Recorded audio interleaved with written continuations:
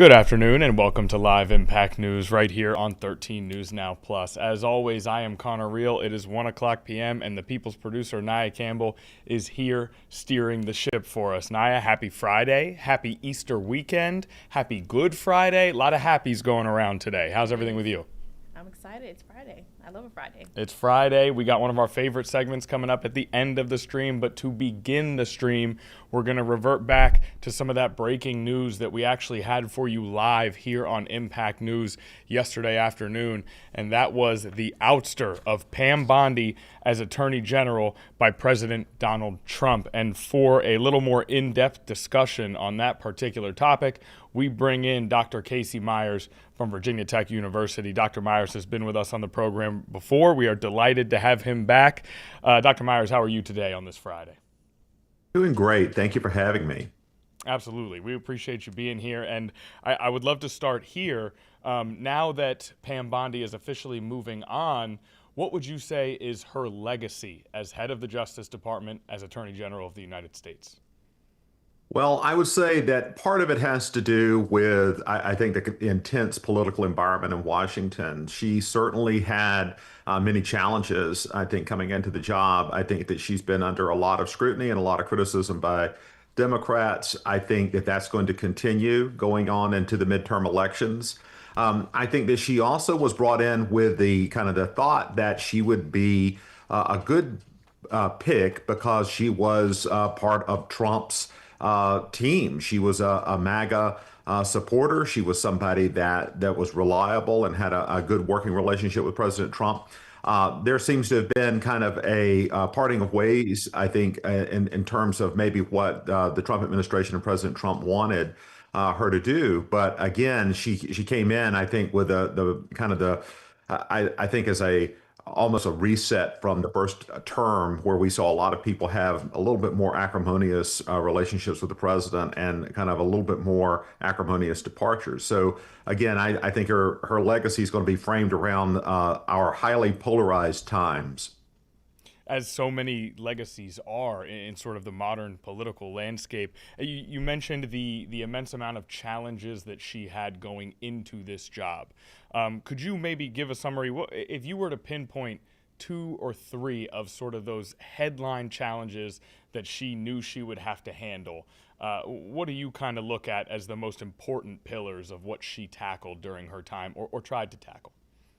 Well, I think the big political issue that she was dealing with and ultimately may have resulted in some of the criticisms that she's received from conservatives. There also, we've heard reports that there's criticisms within the Trump administration of her handling of the Epstein files and just all of the kind of sensational content around that and also the kind of the political fallout around that. And that seems to have been the focus of a lot of her time, at least public facing, answering questions around that. And also, I think that that's going to be something that kind of carries with her going in the future. We've heard Democrats yesterday on social media and elsewhere really talking about how they want to have questions answered, that she's been, even though she's gone, they're still going to ask questions. They may be holding hearings. And so, again, all of this is in the backdrop of the midterm election that's coming up. And should the House of Representatives go Democratic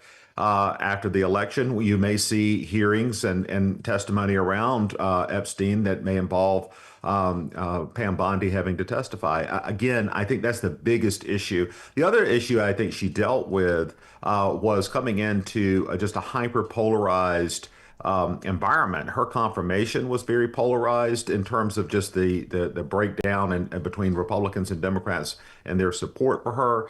And she also, I think, faced a lot of criticism from Democrats and a few Republicans too, if you look at it kind of in a larger perspective. So I think that would be her defining legacy over the time that she's been in that position.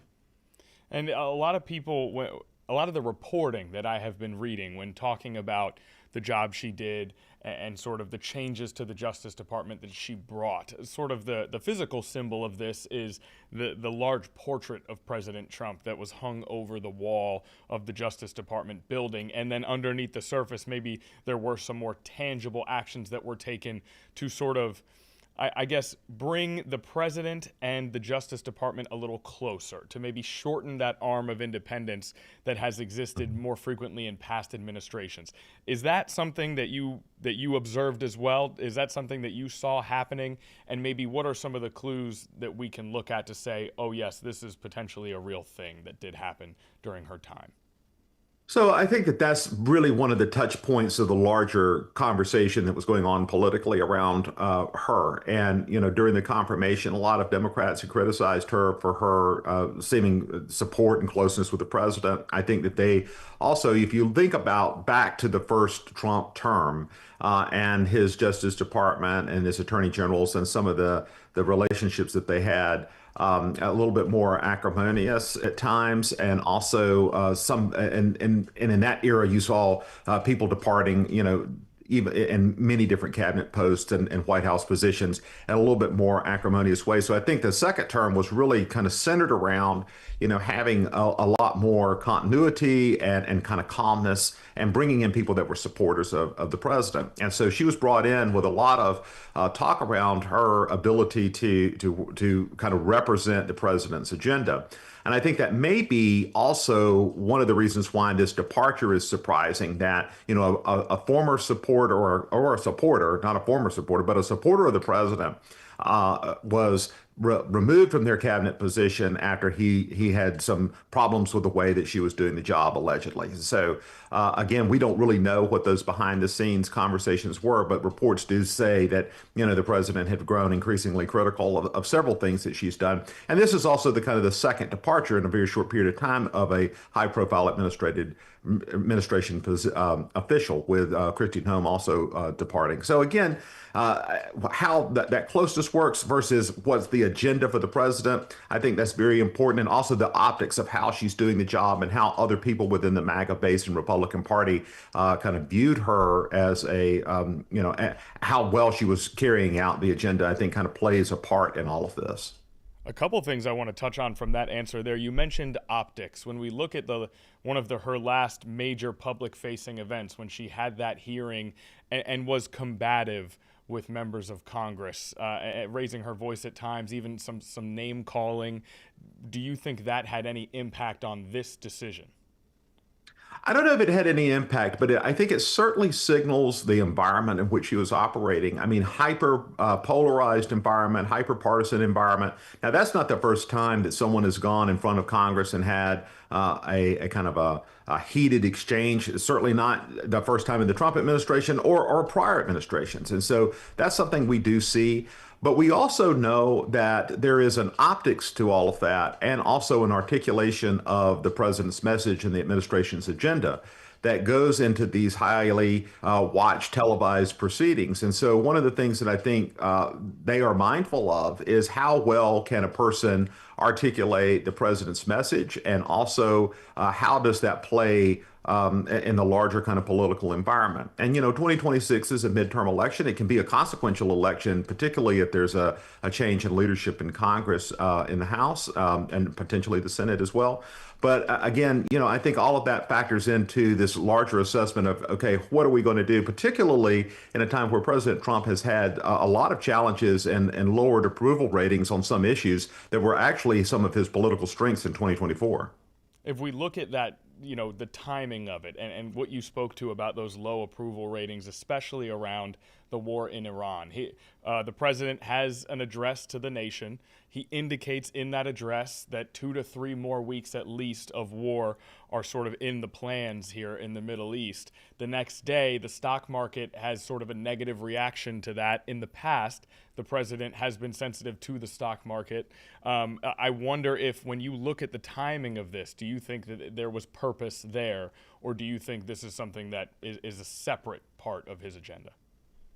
Well, I think that there's certain timing, certainly, that went along with this. I don't know that it interacts with his speech around the intervention in Iran, and I don't know that it relates to the stock market, but I think it relates to kind of a larger issue. You notice the messaging yesterday from from President Trump when he posted about this was pretty conciliatory toward Bondi and complimentary. And so you see messaging coming out that is trying to kind of present this as a smooth transition and something that has sort of mutually agreed upon kind of departure. Not so sure that that's the case, but at least that's the messaging around it. We don't know what's going on behind the scenes.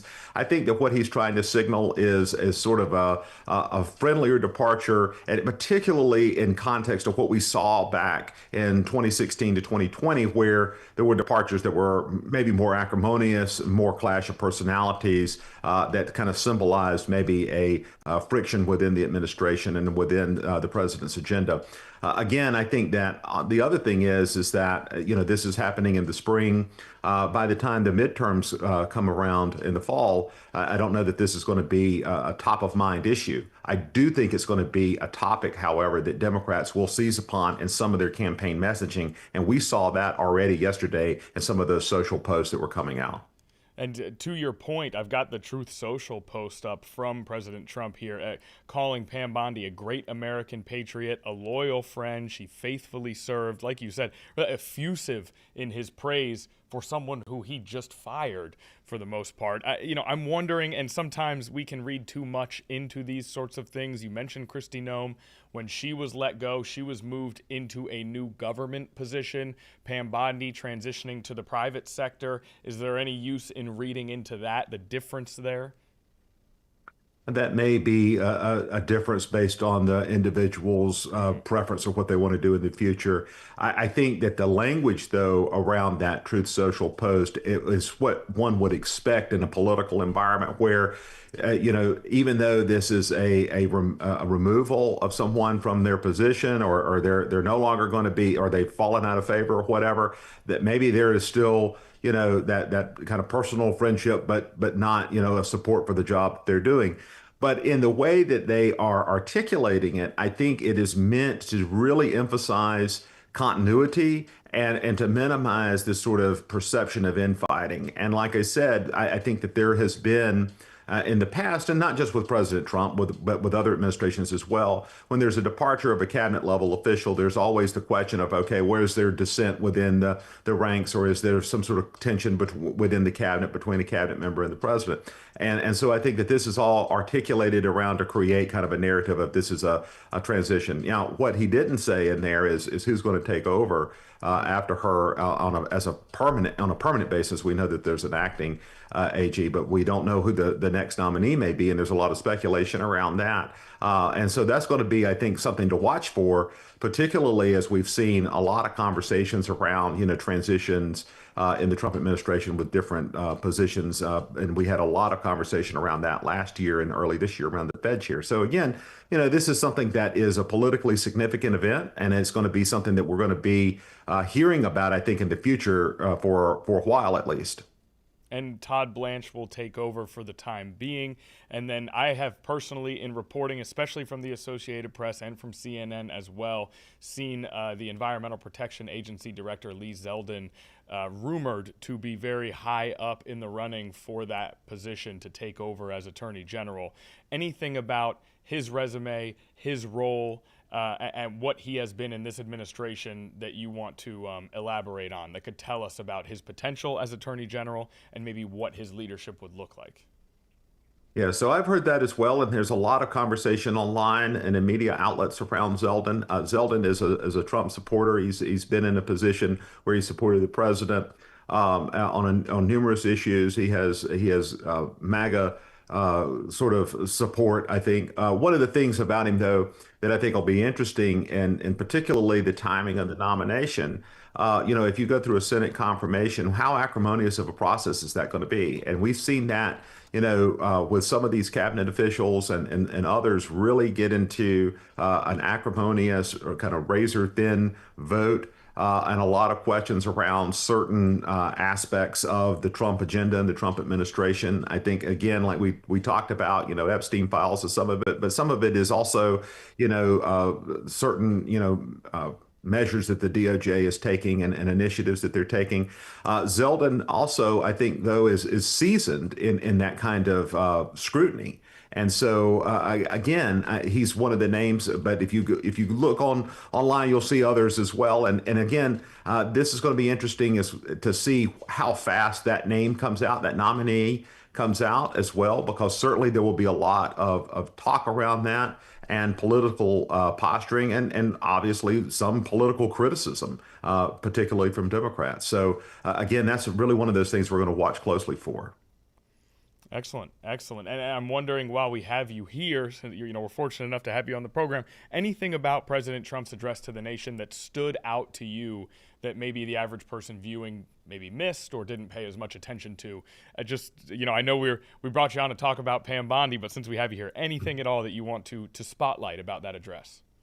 I think that address is really about political positioning and the point of the intervention in Iran and some of the sort of one is the duration about the Iranian intervention. One of the things that we've seen here is with the military action in Iran, a real question as around, how long does this last? And a lot of people obviously seeing that through the prism of Iraq and Afghanistan, which were these long multi-year wars. And so I think that he's trying to position away from that. I also found it very interesting, some of the kind of the subtext of that speech as it relates to our allies and what his expectations for them are going forward. And I think certainly they were watching that as well. And again, this is an international issue, but it's tied into these larger issues around elections as well. So we know in 2026, the big topic for everybody is affordability. And if gas goes up, there's a kind of a trickle down effect of that to other prices of goods and services. And so, there's a messaging around that as well that I think that the president and his administration are trying to do. I think quite a significant speech and something that we'll see how it unfolds going forward in terms of those durational timelines. But again, something that we're going to hear more about in the months to come. Awesome. Well, Dr. Casey Myers, no one better to break it down than you. Is there anything else you want to add about what we've talked about today? Well, I think that the last thing I would say is that this is a big moving political issue with the administration shakeup and also with the administration's involvement in Iran, and particularly in a midterm election here. These are the things that are going to matter. And you're going to see a lot of messaging and advertising and criticism around this going into 2026, particularly on the Democratic side. Very good. We appreciate it, Dr. Myers. I'm sure we'll request that you come on again in the lead up to that election to talk more of the headlines that continue to come as we move throughout this second term of President Donald Trump. Dr. Casey Myers from Virginia Tech University, always a pleasure. Thanks for coming on. Thank you. All right, so we get to start the stream with that more in-depth analysis. Yesterday, we broke the news of Pam Bondi ousted from her position. Today, we're able to dig a little deeper into that story. That's why we love this platform so much. We appreciate Dr. Myers coming on as always. Now, we're going to go to a quick commercial break here, and when we come back, we'll look into some of the other big headlines that we're looking at for this Friday, April 3rd. I'm stuck in March, y'all. I can't believe it's April. Friday, April 3rd. More live Impact news after the break.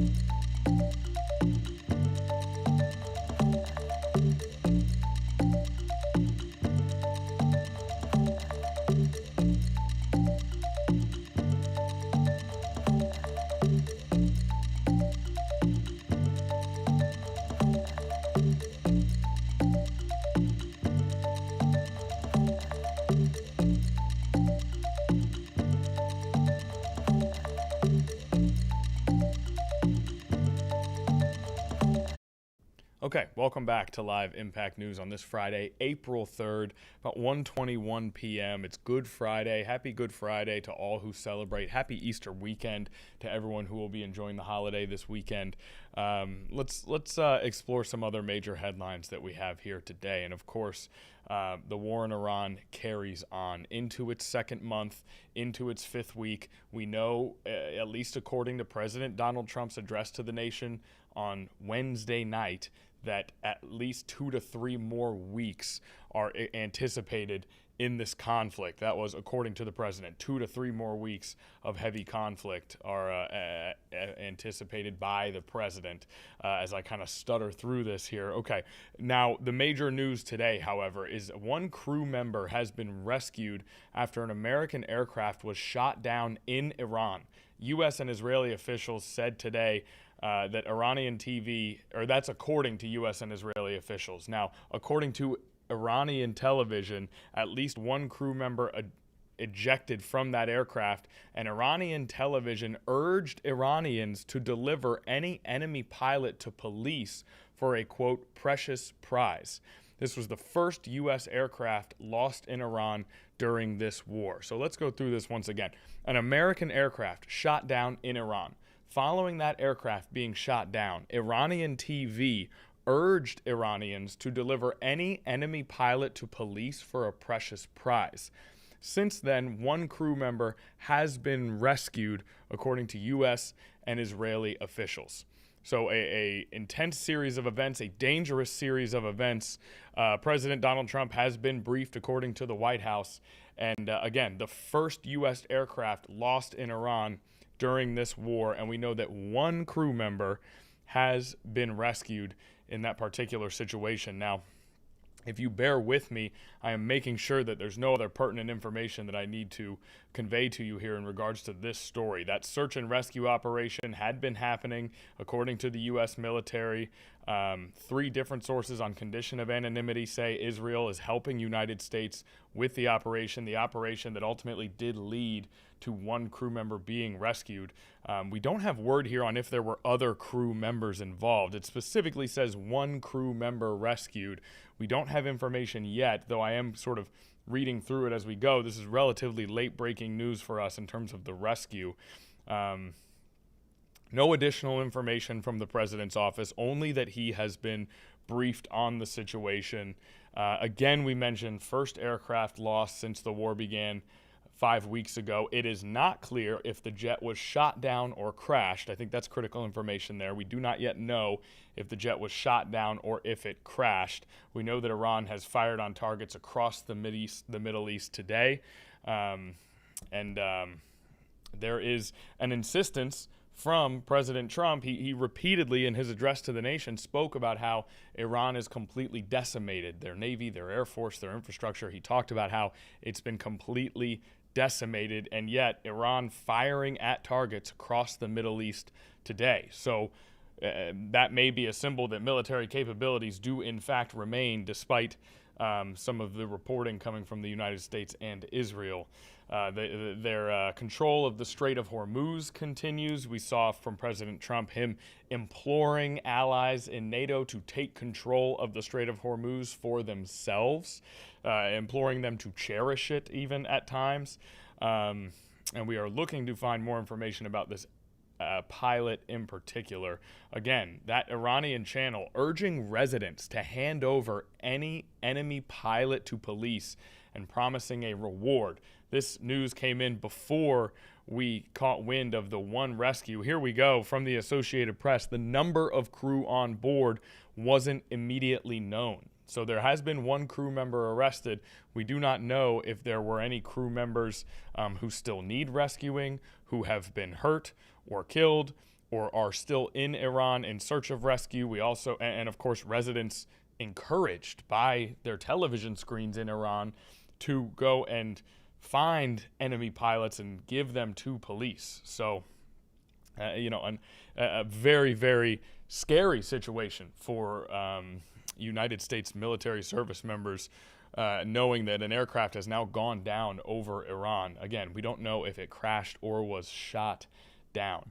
So we are continuing to survey all of our sources here to see if we can find any more information, especially more information of further rescues, and we'll keep you posted as we move throughout our stream today. Now, let's go over some other updates to come from the war in Iran today. I don't know that we have a lot more, but we will at least survey what we've got here. The Iranian media has reported that down jet came as a major explosion hit Tehran, and Iran fired on targets across the region, including setting a Kuwait oil refinery on fire and damaging a desalination plant. Desalination plants have been in the news both ways here.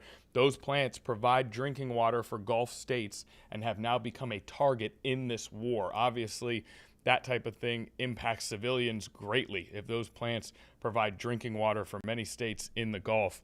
A United States strike yesterday hit a major Iranian bridge that was under construction, killing 8 people who were celebrating the close of Persian New Year.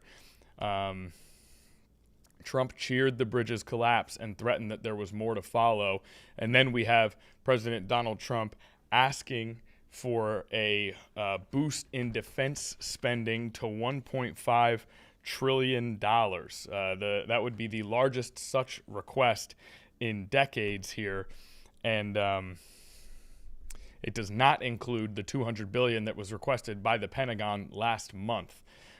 So a boost in defense spending to $1.5 trillion. That was included in the outline of Trump's 2027 budget proposal, which was released today. And that $1.5 trillion does not include the $200 billion that was requested by the Pentagon last month. So more money, of course. We have the Pete Hegseth quote that has been widely circulated. It takes money to kill bad guys, is how he responded when he was asked about the $200 billion request. So the war in Iran carries on. And there are more sad updates today as we learn about an airplane crashing in Iran. And of course, that information about those 8 individuals killed in the bombing of that bridge that were celebrating the close of the Persian New Year. Iran did decry the strike on civilian infrastructure. But again, Trump did cheer the bridge's collapse and threaten that there was more to follow as this war continues. So those are your updates on Iran for the day, and we will definitely keep a very close eye on all of our sources to see if there are more rescues in regards to that United States aircraft. A very, very scary situation for that pilot and any other pilots that may be involved. Information that we do not know at this time. Now, I think what we're going to do here is we're going to take another brief commercial break. And when we get back, I think we may have come to our time to talk about the Artemis II, the space shuttle that we watched launch earlier this week that is set to make history, taking humans further into space than they've ever been before. We actually did a special interview here at 13 News Now yesterday after our stream had ended. We're excited to air for everybody, and we'll get to that coming up after this break.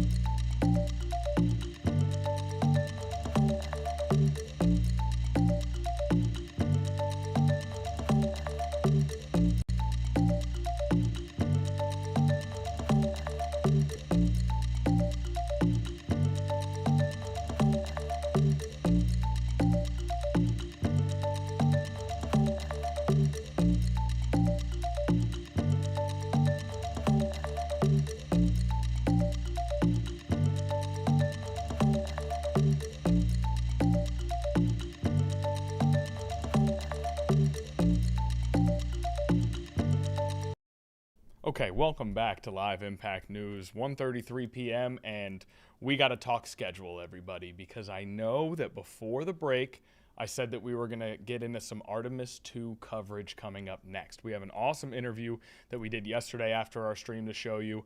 I did say that that was coming up next. It is still coming up, but somebody joined us here in the studio during our break that we simply must go to now. We refuse to keep him waiting. Meteorologist Hunter Forst in the house, rocking his best white button down on this Friday afternoon. That's new? That's a new white button down? It's a new button down. I just went to, it's like this little boutique place. Yeah. It's called Target. TJ Maxx. Yeah, I knew you were going to go with the biggest chain imaginable. Still, TJ Maxx. Yes. What's the most random thing they have in there? I got pots and pans in there one time. You can get button downs in there, vacuums. See, I don't find that like a random thing in TJ Maxx because it's always been like that. Well, it's always been like that, but relative to other stores, where else are you going to find both of those things? A vacuum, a pot, a pan, and a button down? Walmart? Ross. I don't know. I don't know Burlington. Ross. Burlington? Walmart. I thought Target. Burlington was only jackets. No. Burlington Coat Factory sells pots and pans. Well, I don't know about pots and pans, but I know they sell different stuff. Vacuums? I never Kmart looked back for in one the of day? those, so I'm not sure. Kmart, Walmart, Target. Those are, TJ Maxx is in that category for sure. Marshalls? Marshalls, yeah. Marshalls sells all that stuff? Yes. I mean, I need to go just- shopping a little more often. That's on me. Okay, let's refocus. Yeah, sorry. I derailed us there entirely. You have nothing to apologize for. That's on me and me alone. That's true. You're right. Now, people can look behind you. People can look behind you and see that it is a gorgeous day. More clouds in the sky than I've seen during the other portions of this week, but beautiful outside. It's beautiful. Yeah. I'm kind of dressed like a cloud at the moment. Okay. Yeah. I'll give you that. White and puffy. You have the essence of a cloud, Yeah. Thank you, you know? I think. You're floating through life, providing us a little shade. Yeah, it's a great day outside. That's an excellent forecast. That is the type of science that people come to 13 News Now for. You know, it's been the same the last couple of days. Warm, Yeah. mostly sunny. Today, again, like Hunter was saying, we're seeing a few more clouds out there. Look at the greenery, though. It's really starting to look more like our vibes. It's a good point. Summer. Fall is in the distant past now. Winter's gone. Yeah. It's just beautiful outside. It is. This is a great landscape. Where are we looking at here? Virginia Beach, Virginia Beach, looking fantastic. This is Town Center. also known as the Beach of Virginia. But Nah, are we gonna give him that? We're not gonna give him that. No. No, Hunter, you April gotta come Fool's with is more over. heat. You gotta come with more heat than that, man. It's a Friday afternoon. The people are here for the Hunter show. No, they're here for the Naya show. Well, obviously, people tune in for the Naya show, and then they're glad that they get to watch the Hunter show during the Naya show. That's really appreciated. Yes, absolutely. Okay, now talk to me now. We got a big weekend coming up. Easter. Yes, it's a holiday. Easter brunch. Anyone? I'm in. Oh, our favorite thing. I love this. Dissecting the O front cams. It's a beautiful day outside. I was just talking about this camera on the noon show, and I was like, there's a DQ, a Dairy Queen, right there. And I love going to get, I know you don't normally get this at DQ, but I love getting some chicken fingers at DQ, some nice ranch, and sitting at those picnic tables. Dinner at DQ. It's more of like a dinner. Do you also get an ice cream? No. You go to DQ, no ice cream. Yeah. Oh, interesting. They also have hot dogs. Strategy. Okay, I like that. Now, if we go ahead and look, yesterday we got excited because we saw our first tent of the year. We did. If you look just in front of the statue there, you'll see one of those 4-person bikes. I did see. This is our first 4-person bike spotting of the year. We are slowly emerging into the summertime. I mean, look at this is pretty good and crowded right here. Yeah, it's beautiful. And we switch over to our shore, and we're creeping closer and closer to the water. Look at all the people who are just thinking about it. You guys are intrigued by that as I am. I can see. Sir. Hunter, you're a little far away from the screen. I'm sorry, I missed what you said. Just zoned out quick there. Just zoned out real quick. 80 degrees, though. Wow. You know what this reminds me of? A song back in elementary school on the last day of school. Okay. I used to go like, summer vacation. We could take a trip and see the world. Summer vacation. See, or have fun here at home. It's the these- beach is calling my name. The shopping mall is too. I don't have Naya, any cut the homework. mic. You Yes, got to homework cut the to mic, see Naya. and You're do. in control here, okay? You need to cut the microphone 40 seconds ago. You have access to his mic Yeah. as well. I know, but this is your show. Isn't that a bop, though?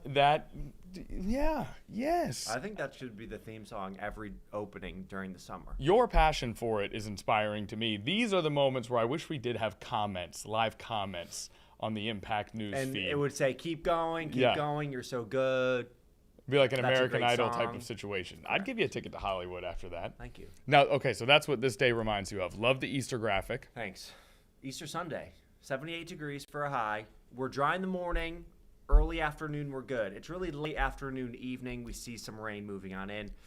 Could see a thunderstorm or two, isolated severe storm. Not out of the question. We are under a level 1 out of 5 risk for severe storm. Parts of the eastern shore, south side into eastern North Carolina. So it's not a big risk. Is everyone going to see a thunderstorm? No. Do you have the chance to see a severe storm? Certainly, but not everyone will see one. But you could see a storm with some gusty winds. So keep that in mind Sunday evening into Sunday night. You were talking, what, 2 p.m., 3 p.m.? Even a little bit later. A little later even. I would Okay, say great. between about 4 and 7. Okay, nice. You really got the whole day. You really got a good chunk. Yeah. But waking up Saturday morning, 8:30, we're in the mid to upper 60s. So it's a beautiful day on Saturday. You have friends in town and family, a great beach day, or pretty much you could do literally anything summer activity-wise. We're in the mid to lower 80s. And even by Saturday night, 8, 9 o'clock, we're in the mid-70s. So another great evening. Waking up Sunday morning, you're heading out to breakfast perhaps, 8 o'clock. We're in the mid to upper 60s. We're dry. It's a great day. Start to the day. Here we are at 11, pushing 12 o'clock, dry. Maybe a sprinkle or two out west or in our northern spots, but still a great morning for any outdoor plans. Here we are at 2 o'clock, still dry, but we are starting to see a line of thunderstorms along the 95 corridor, and then they start to push in around 4 or 5 o'clock. So that's a long 95 up into Williamsburg, getting into Gloucester, the eastern shore. And then, 6, 7 o'clock, we start to see the heavier rain pushing into the south side, eastern shore, eastern North Carolina. So you have dinner at 6 o'clock on Sunday, you're likely going to be running into some showers, some heavy rain, even a isolated severe storm. And Evan Stewart, yesterday we were talking a little bit about it's great that Friday is going to be beautiful, Saturday, even Sunday afternoon, but we have had some drought conditions here. We haven't had much rain in March, Correct. so this isn't the worst thing in the world. It's not the worst thing in the world. We certainly do need the rain. And that's going to linger into Sunday night. 9:30, we're still seeing some scattered showers. But by Monday morning, you're heading off to work. It's much clearer. It's sunny, but it's much cooler in the mid to low 40s. It'll be a chilly start to our Monday morning, especially after, long, warm days. Mm-hmm. But like you were saying, we are in a drought in some spots. We could pick up anywhere from a half an inch to maybe an inch plus in a few spots, especially depending on where those heavier rain bands set up. So certainly it's good that we're getting the rain. Here's a look at the drought monitor. We are under a moderate drought in parts of the south side, eastern North Carolina, Tappahannock, Melfa, Cheekateague, under a moderate drought. Not seeing a whole lot of drought conditions around Williamsburg or Hampton. Yeah, the peninsula's really been spared of the drought conditions Yeah, here. so they're looking not too bad, but certainly they'll still need some of this rain. We're a little over 2 inches in our deficit for rainfall since the beginning of the year. So getting this will certainly be welcomed. We'll take it. And Mother Nature was nice enough to give us the entire weekend, and then right at the end we get a little bit of drought relief. Yeah. And, you know, I feel like Easter is more of like a brunch day, right? Like, I feel like at least my friends and family, like, I feel like... Oh, Easter's a it's brunch holiday. It's a brunch holiday, for right? sure. Easter dinner also can be very tasty. That's that true. Can sneak in, but it's a great brunch holiday. It's a great brunch holiday. So luckily, at least you have that. Okay. Where it's going to be dry. Fantastic. But today, beautiful, 82 degrees for a high. Breezy. Yeah, 10 to 15. I see that down there. And look, it's First Friday tonight, downtown. Yeah. Look at this forecast. We heard Hunter Forst is a maybe. He's a maybe for First Friday. I'm a maybe. Okay. And that's a big maybe. Does adding the big make it more likely or less likely? Less. Ah, okay. Big maybe. We know you got to work tomorrow. We won't be upset at you for not coming to First Friday. I woke up today so tired for some reason. Woke up tired. Did you get bad sleep last night? Went to No. bed late? You watched the Lakers game, didn't you? I slept probably like 8 hours. That's a lot for me. Oh, interesting. Okay. Maybe have you been stressed? Are you stressed? Not really. Okay. Well, guess what? We have a fun question to end your Friday newscast forecast here. Well, you can finish. Here I go again. This is a bad habit He of mine. always tries to push me out. It's crazy. I always cut you off before the 7-day. And people love the 7-day too. Go ahead, explore the studio space. Talk about the 7 days. No, if you want me gone, I'll No, head out. no, I'm enjoying this. No, 80s the next couple of days, today, tomorrow. Upper 70s on Sunday, Easter. We'll see the rain showers moving in, maybe a few thunderstorms late afternoon into the evening. And then it turns cooler next week, but a little bit closer to where we should be for this time of year. We should be around 66 degrees. So we'll be in the low 60s Monday and Tuesday, upper 50s on Wednesday. Brr. And then mid to upper 60s by Thursday. The sound effects today have been pristine coming from you. We're getting entire I'm songs. in a good mood. You are, despite your tiredness. Well, I was only tired this morning, You're back. so I'm back. And we know that part of what brings you back is Hunter loves his good weather coffee walks. People have And Connor, been... you're so correct about that, but let me tell you how Okay. mad I was at myself this morning. Oh, boy. Because I was so tired, I kept snoozing my alarm. You didn't do your and walk. I missed and I was so excited to go this morning. Hunter's favorite thing. Didn't get it in. And I was like, no. Oh, that's tough. But you know what? You needed the extra sleep. Don't be easy on our friend Hunter, okay? He needed a little extra sleep. It's okay to snooze that thing. And we got a coffee machine in the back. Just walk around the outside of the building to get there. Yeah, Same it's just thing. Not the same. Not the same. Now, okay, now here's the big question. People keep coming up to me and they're like, you got to ask Hunter this. You got to ask Hunter this. What is your coffee order? It is. So it's a little difficult to order. Okay. You're a barista's worst nightmare. I'm a barista's worst nightmare. Okay. It is a black cold brew. Okay. Naya's eyes were just Because I'm went- like, and what else? No, it's actually the easiest order. You're a barista's dream. Yeah. Wow. Baristas absolutely love to see you They're come. like, any room for cream or sugar? I'm like, nope. Not just only black. do you bring a smile and a free forecast, but you bring a nice, easy drink order. Yep. A cold brew. Okay, great. Nice, easy, simple. What do you think, Naya? I mean, I don't even drink coffee, but I was just waiting for this big tease to be something major. I Pretty know. simple. Same. I'm Love in it. and out in 10 seconds. I'm the if same there's way. no line. I'm right in there with you. What do you get? No bells, no whistles. If I'm feeling a little chilly, I'll get black coffee. Regular, maybe a shot of espresso in there. Okay. If I'm like you and I had a bad night's See, rest. Even if it's chilly, I'm still getting iced. Really? Yeah. Isn't black coffee bitter? Bitter? It does have a little bitterness to it. That's a feature, not a bug, once you've kind of become a regular coffee drinker, I feel like. Well, depending on what you like, really. Yes, Hunter. Statement. Black coffee hot if I'm making it at home. Yes. Like, I love laying down watching TV in the morning, drinking a hot coffee. Yeah. But if I'm going out to get one, iced always. Love it. Interesting. Oh, see, now we're talking. Now we're getting some idiosyncrasies into the coffee order. You know what I'm a big fan of? Saturday morning, wake up, no plans, make yourself a pot of coffee, have one, and then get crazy, have a second cup. True. and now you're ready to rock for the day. Y'all sound like adults. And Ew.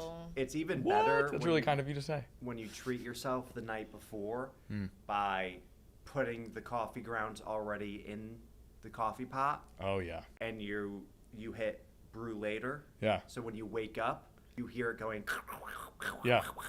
You can hear that over You the can sound hear of the it, and fan you that's smell next it, to your and you're like, head. thank you, Hunter, for past Hunter for doing that for me. I love it when I get to Sometimes give. I don't do it, and I'm like, you're gonna regret it in the morning. Yeah.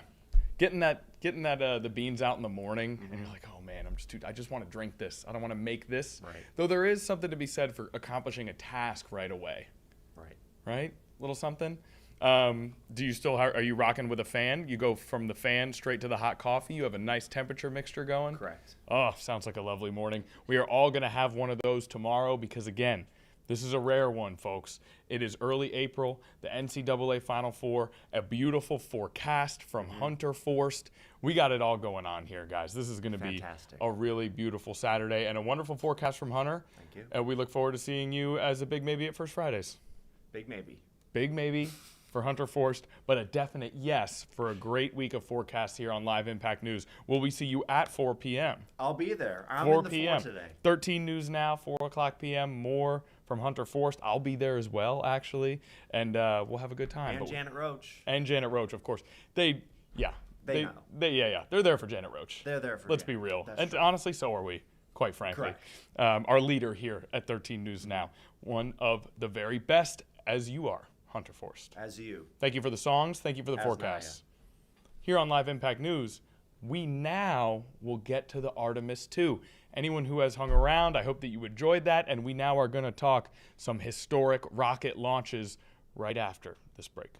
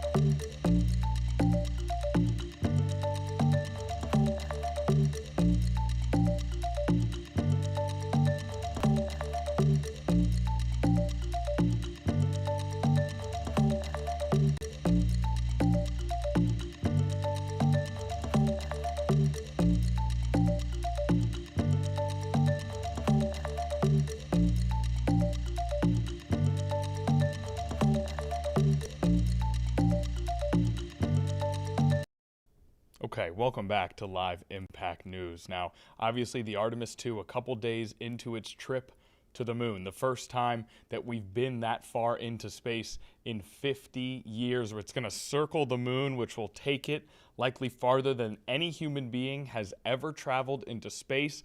And the information gathered from this Artemis II mission will help take steps towards landing a person on the moon.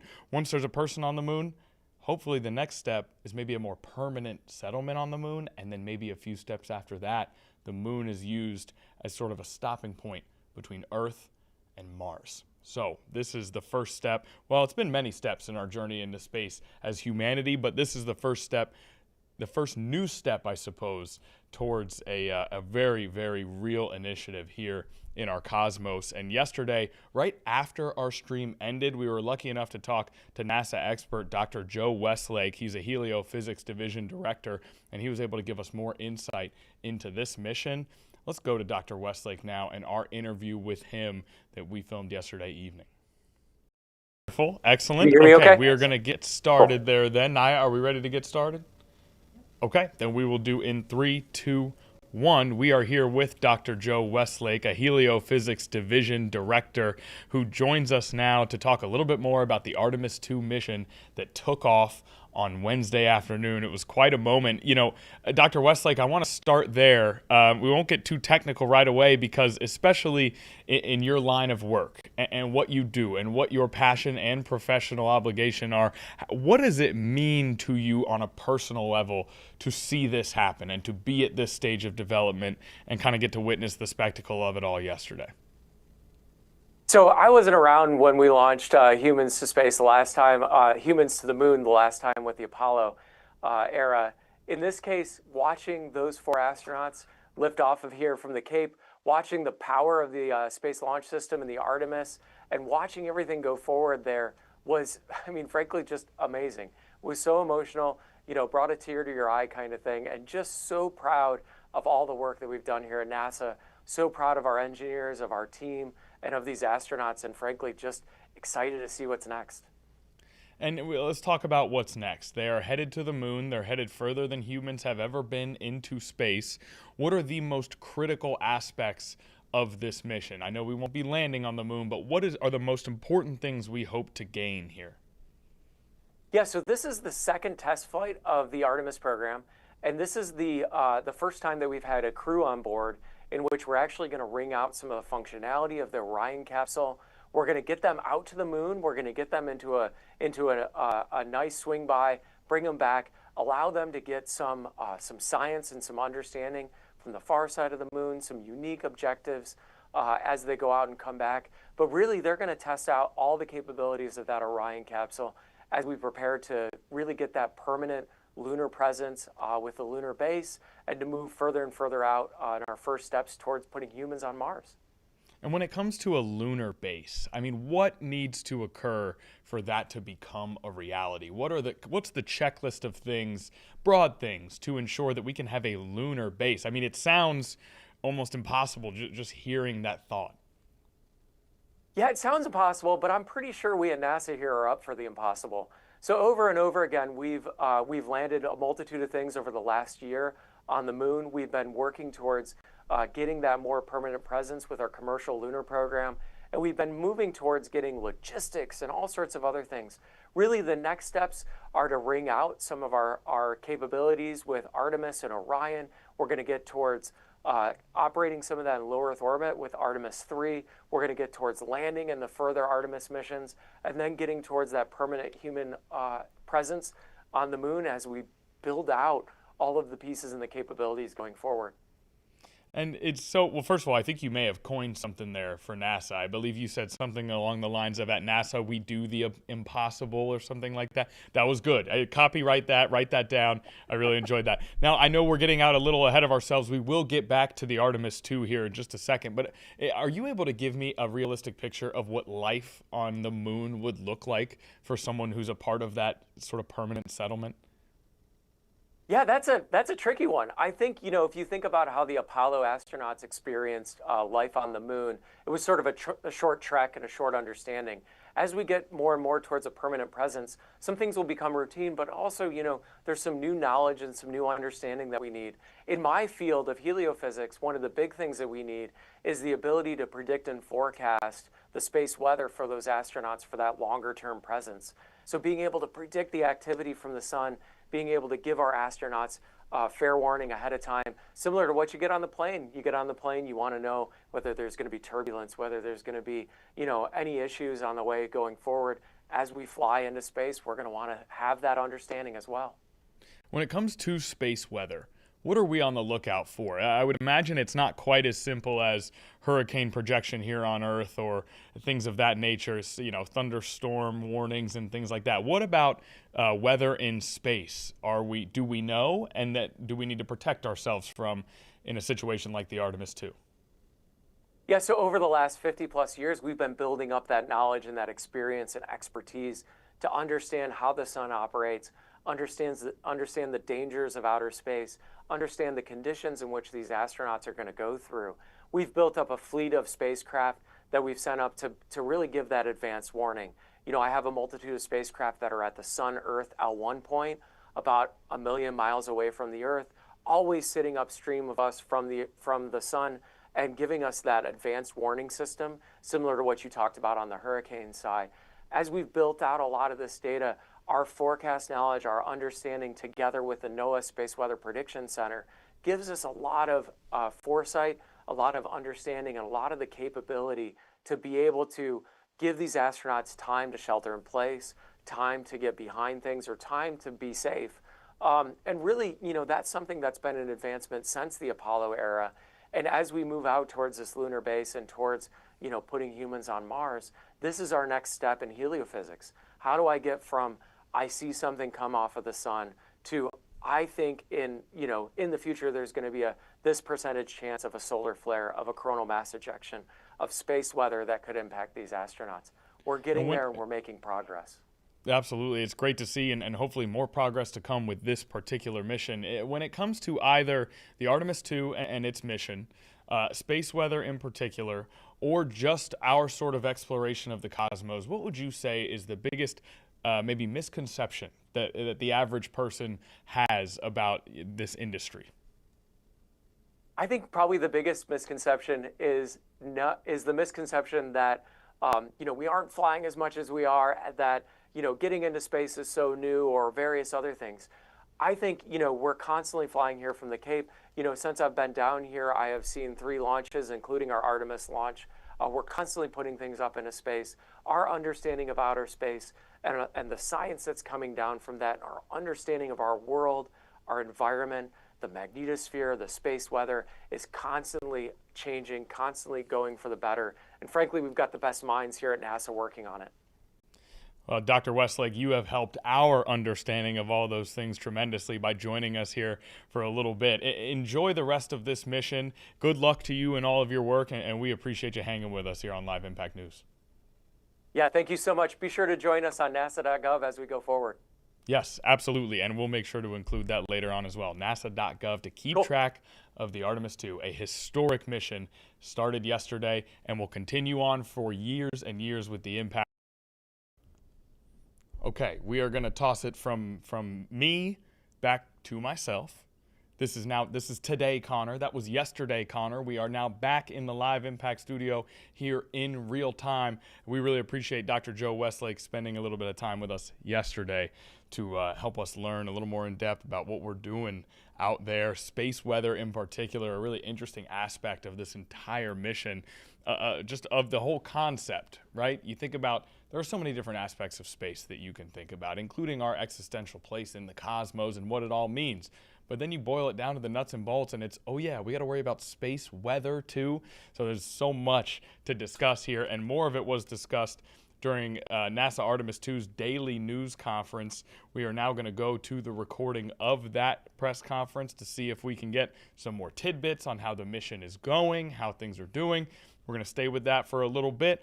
We might do a little bit of Final Four coverage later on in this stream. We've got some trending topics to talk about. No live events happening right now, so we're going to ease into the rest of this Friday. As of now, we're looking at NASA, we're looking at NCAA, We're looking at trending topics from Nia Campbell. We're keeping our eye on all of that breaking news. That first hour had a lot of hard news. We're keeping track of all of it here on Live Impact. We really appreciate you hanging out on this weekend. Whoa, got a little ahead of myself. On this Friday, almost the weekend. Hopefully the weekend for some people who are already off work while they're watching. Let's go to the Artemis II press conference now.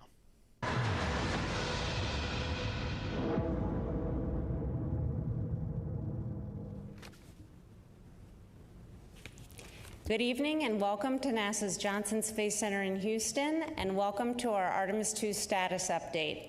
I'm Rachel Kraft with NASA Communications, and I'm joined by several NASA managers this evening to talk about our recent translunar injection burn to send 4 astronauts on the Artemis II mission to the moon, and about how the test flight is going overall. They are Dr. Lori Glaze, who leads NASA's Artemis program, Judd Freeling, Ascent Flight Director for the mission, and Howard Hugh, Orion Program Manager. We'll have some opening remarks and then take questions both from reporters here in the room and on the phone. And those of you who are joining us by phone can press *1 to get into the question queue. And with that, we'll start with Lori. Great. Thank you, Rachel. So, ladies and gentlemen, I am so excited to be able to tell you that for the first time since 1972, during Apollo 17, human beings have left Earth orbit. With Artemis II's successful 5-minute and 50-second translunar injection burn this evening, our 4 crew members, NASA astronauts Reed Wiseman, Victor Glover, Christina Cook, and Canadian astronaut Jeremy Hansen, are now on their trajectory toward the moon. The burn was executed by our flight operations team here in Houston, and it was flawless. The burn was the last major firing of this mission. From this point forward, the laws of orbital mechanics are going to carry our crew to the moon, around the far side, and back to Earth. Our crew is healthy, and our spacecraft is performing really well.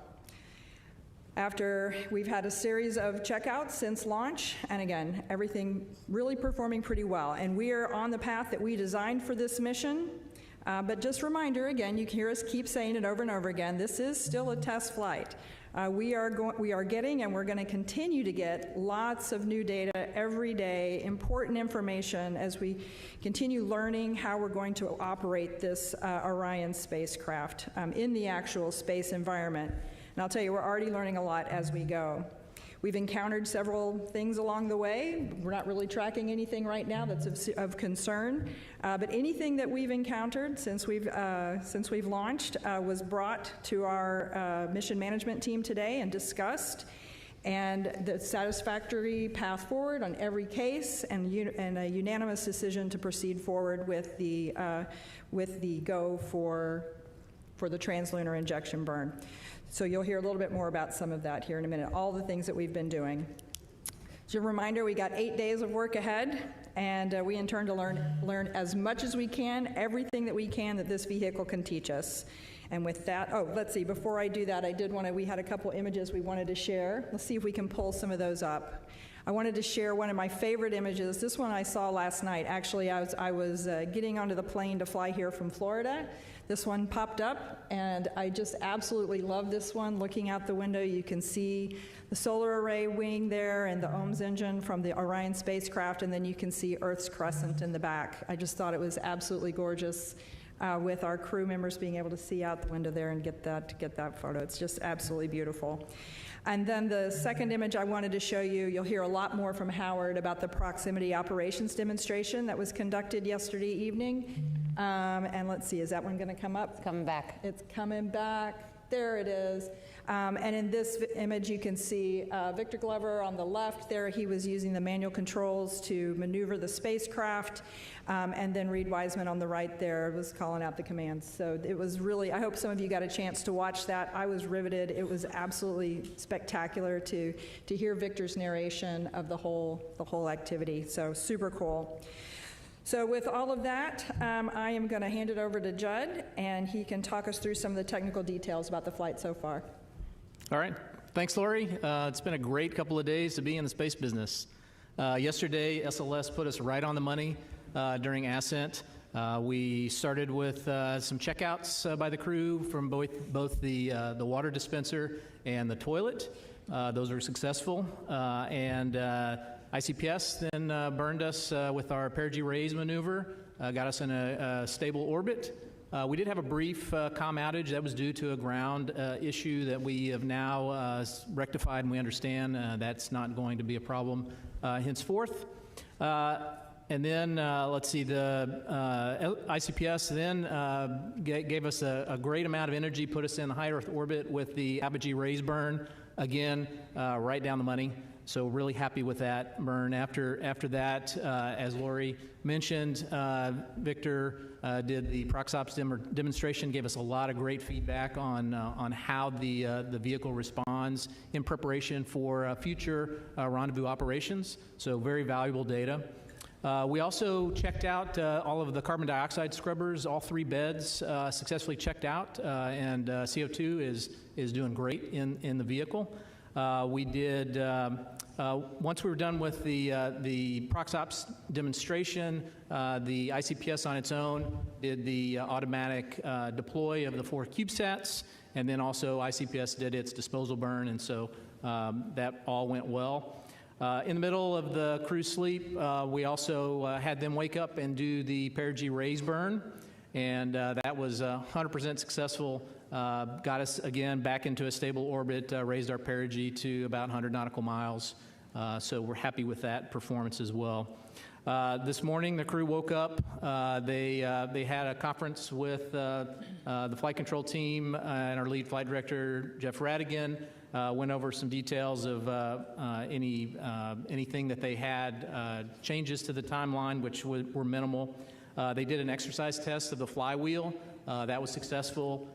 Reed reported that it was exactly like training. His arms are really tired, and he got a great cardio workout. So we took some samples of what the carbon dioxide was while we were doing exercise, and that was all great as well. And of course, just a little under an hour ago, we did the translunar injection, which sets us up for the free return around the moon, and also for splashdown in San Diego. So with that, I'll hand it over to Howard to give you some more details on the Orion. All right, thanks, Judd. Really excited to be here. Wow, what a great 2 days, huh? I haven't slept, I don't think, very much over the last 24 hours, just following all the things that have happened for the Orion spaceship. We had a perfect ride uphill, got into orbit, spent a good day, just checking out systems. And we're getting ready for TLI that Lori talked about, and a successful TLI and a really great precision burn that we just had. But I'll talk about the things that we accomplished yesterday. Yesterday, as you know, we did a proximity operations demonstration with a centerline camera and with a spacecraft. I call it test driving the car. It's been an awesome event for all the engineers and the team that's worked on it to hear Victor and Reed talk about our spaceship and the work that we put in to put into this capability for manual flying.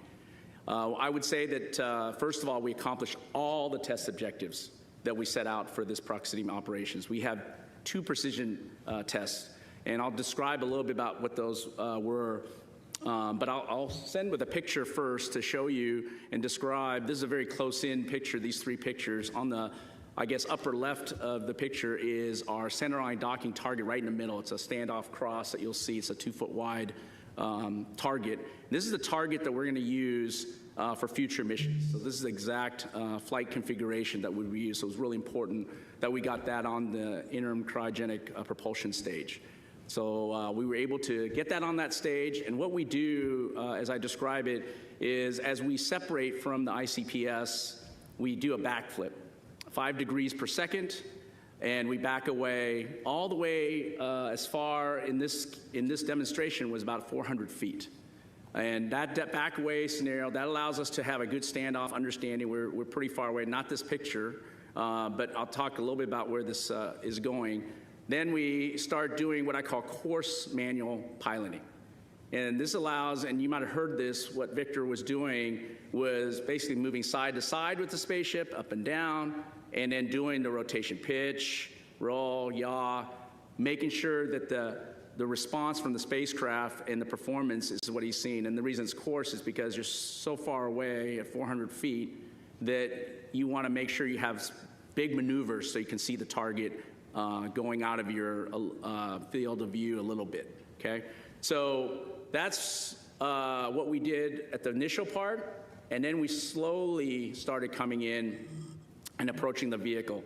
And that picture that you see in the upper left side is almost to 33 feet. It's about 40 feet away, I think. And that's where we will do what I call fine manual piloting.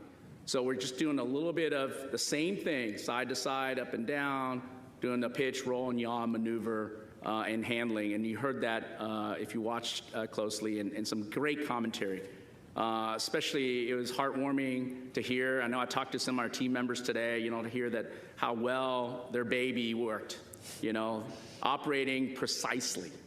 That is exactly what we wanted to do, holding the attitude and being able to maneuver very well and described, I think, just very excitedly by Reed and both Reed and Reed and Victor. I think it's really a great a moment for all of us who had been working in this arena to get this demonstration off.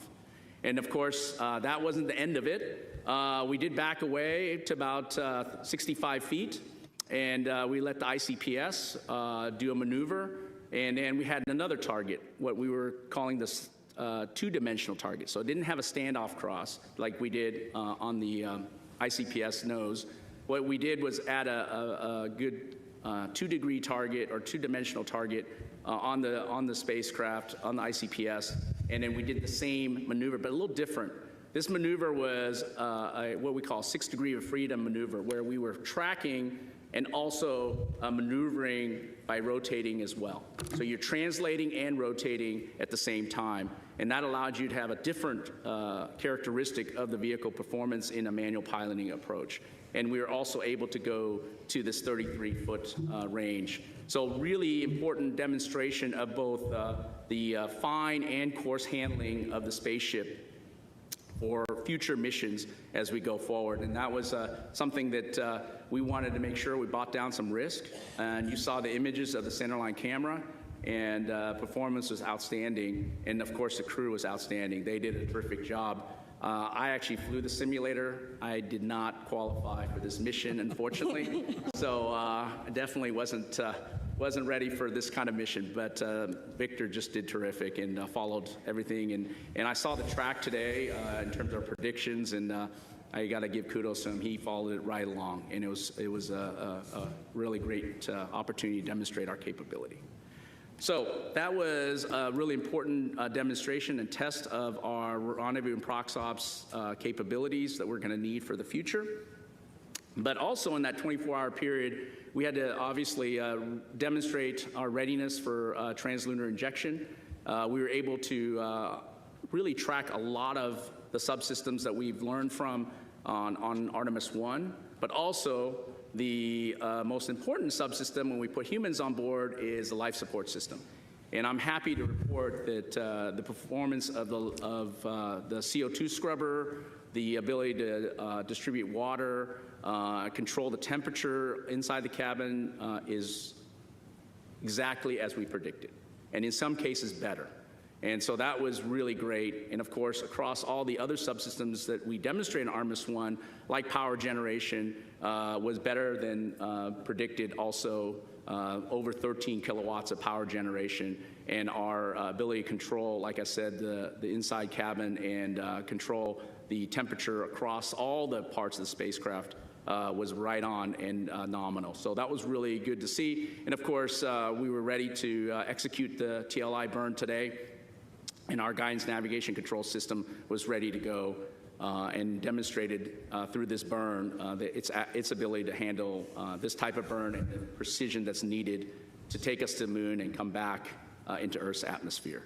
So really great overall demonstration of the proxops, really great demonstration of the core subsystems that we have on board the spaceship that's required to execute the rest of the days of this Artemis II mission. And finally, I would say that we had, I would say, really great opportunity to just understand our overall performance across all these subsystems and making sure that we're ready to commit the crew to a safe journey to the moon and back.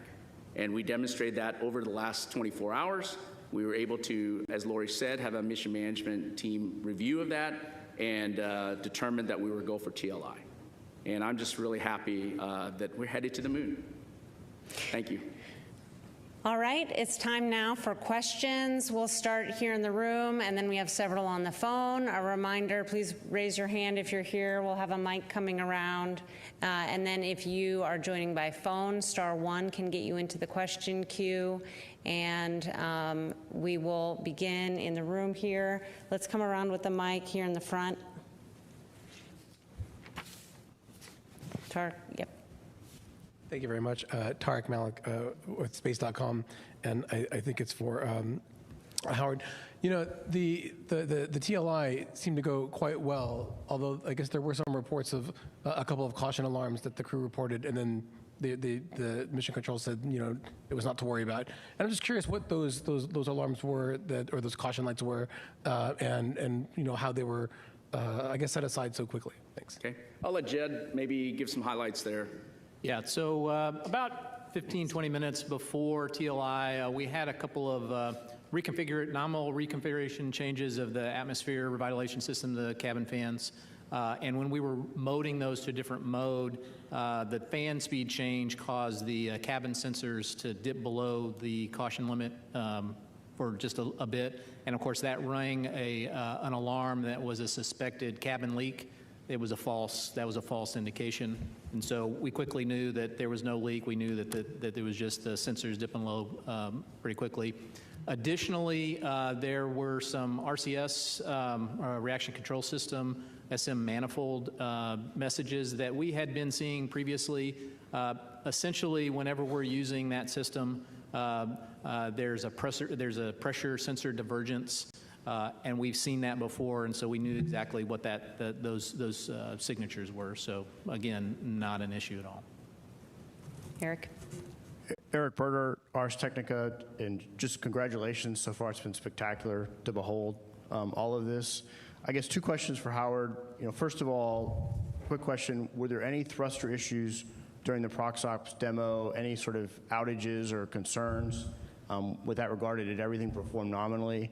And then does the performance in Victor's piloting during that exercise give you confidence in Orion's handling for the maneuvers contemplated in Artemis III with one or two of the HLS? Yeah, no issues with the thrusters. They performed nominally and the performance was excellent. Relative to future confidence, this gives us a lot of confidence in terms of close in. I've talked previously about being on the docking axis. It's very important for the crew because unlike Orbiter, where we were able to have situation awareness from the windows, when we approach closely, we are very dependent on the cameras and the LiDAR that will be on Artemis III and above for our relative navigation. And so this was a really good exercise of that. And of course, hearing the crew in a preliminary way through verbally, but we'll look at the data very closely and then get the post-flight report from them in detail. I think at first indication that the vehicle performed better than obviously they expected.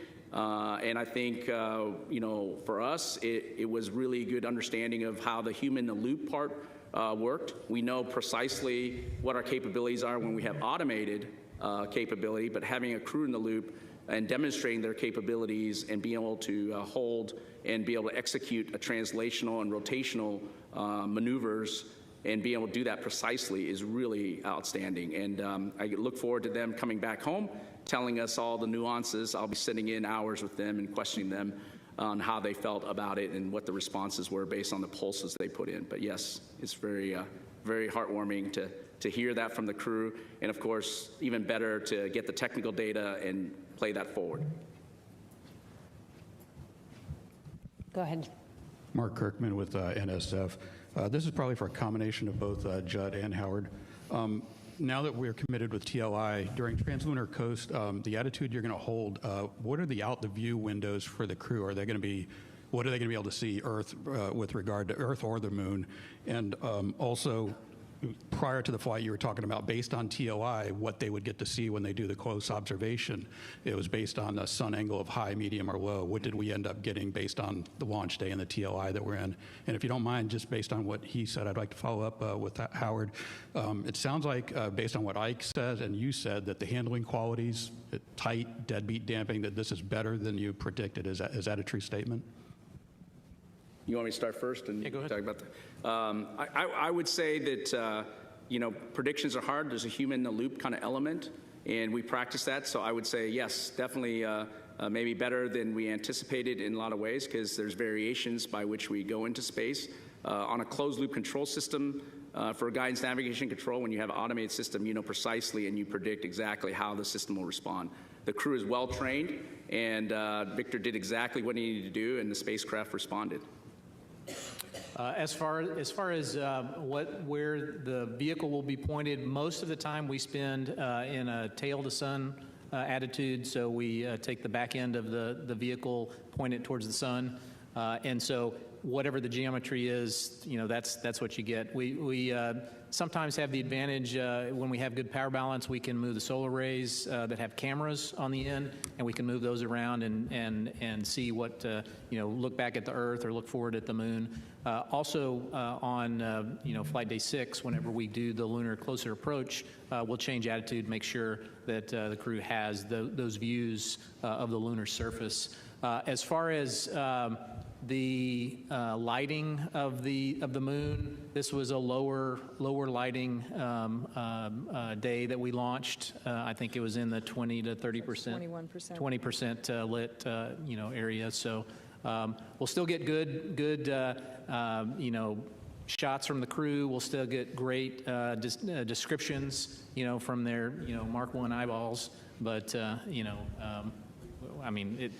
we're going around the moon, so that's the main thing, right?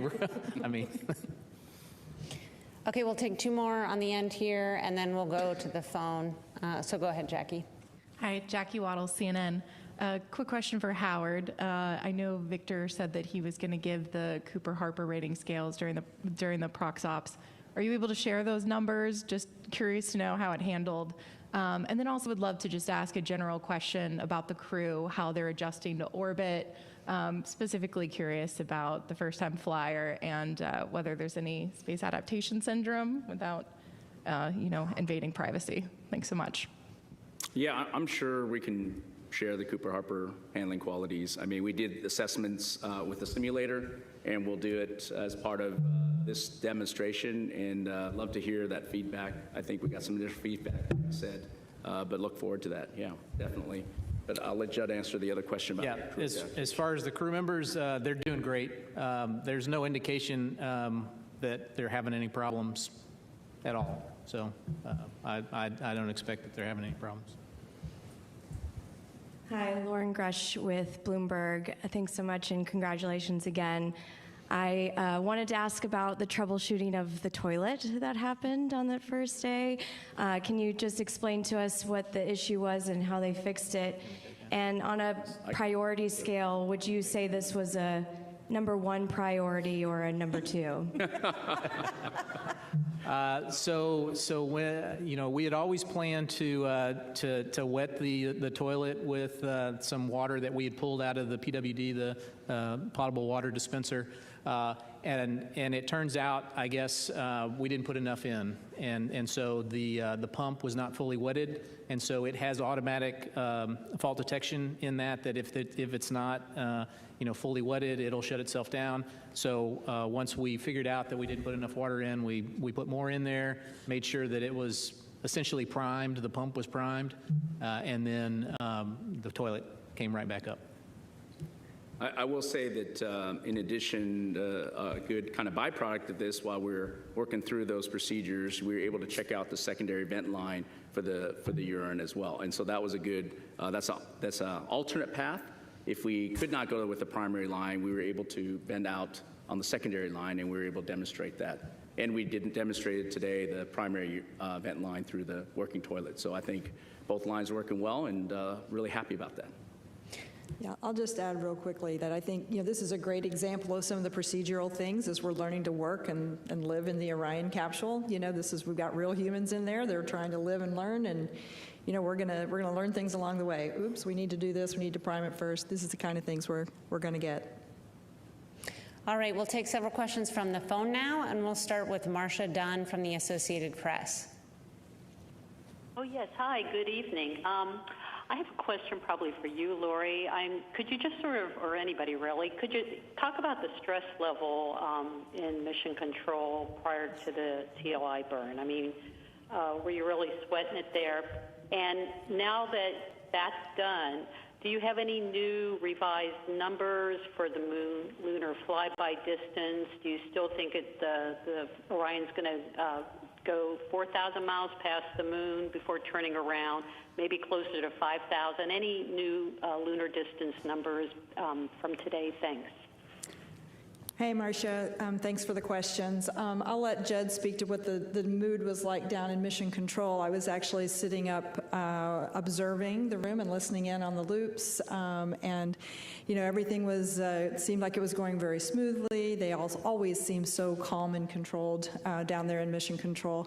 Up in the room where I was with several other folks, as soon as we counted down and we started that burn, we just sat in silence and watched the clock go and waited for that statement that said the burn was complete. And it was just wonderful to just sit there, watch, enjoy it, and say, we've done this. So it's a great accomplishment. We're really proud of all the teams that got us to this point. Let's see, the second question, about the distance. So the anticipated distance, I believe, was around 4,600 miles from the surface. Is that right? And it's a good burn, so I'm anticipating we'll be pretty close to that, but I don't know that anyone's done the actual calculation yet. Yeah, assuming that we had a nominal burn, which we did, the max distance that our folks calculated was 219,639 nautical miles max distance from the Earth. Yeah, okay. So, as far as the mood in Mission Control, these teams have done lots and lots of simulations, and so I would say they're consummate professionals. Everybody, even with the sensor problems that we had, able to do the TLI and get us through everything, perfectly. So, I mean, I wouldn't say there's any stress level at all. Yeah, maybe, Lori, I'll jump in on the mission evaluation room that supports the flight control team. I was in there with the team, and, we have high confidence in our main engine.